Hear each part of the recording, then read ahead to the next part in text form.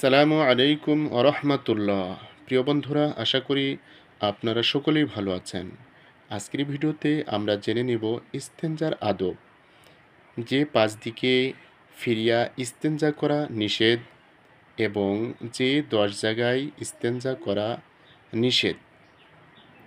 প্রিয় বন্ধুরা, কথা না বাড়িয়ে আসুন আমরা জেনে নিই। পাঁচ দিকে ফিরিয়া ইস্তেঞ্জা করা নিষেধ কি কি সেগুলো?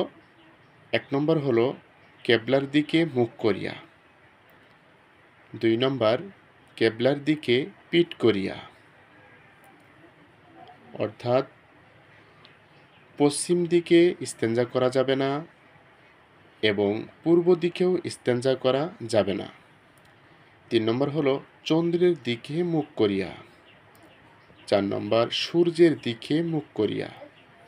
5 নম্বর প্রবল বাতাসের দিকে মুখ করিয়া। এই 5 দিকে ফিরিয়া ইস্তেঞ্জা করা নিষেধ। 10 জায়গায় ইস্তেঞ্জা করা নিষেধ।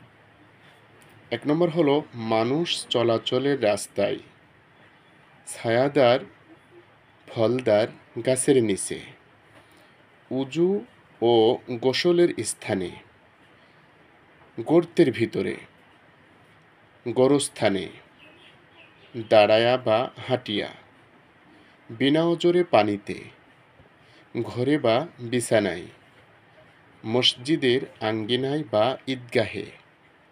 10 নম্বর হলো মানুষের সম্মুখে। এই 10 জায়গায় ইস্তেঞ্জা করা নিষেধ। প্রিয় বন্ধুরা, এগুলো জানা আমাদের জন্য অত্যন্ত জরুরি। আল্লাহ তাআলা আমাদেরকে মানুষ বানিয়েছেন।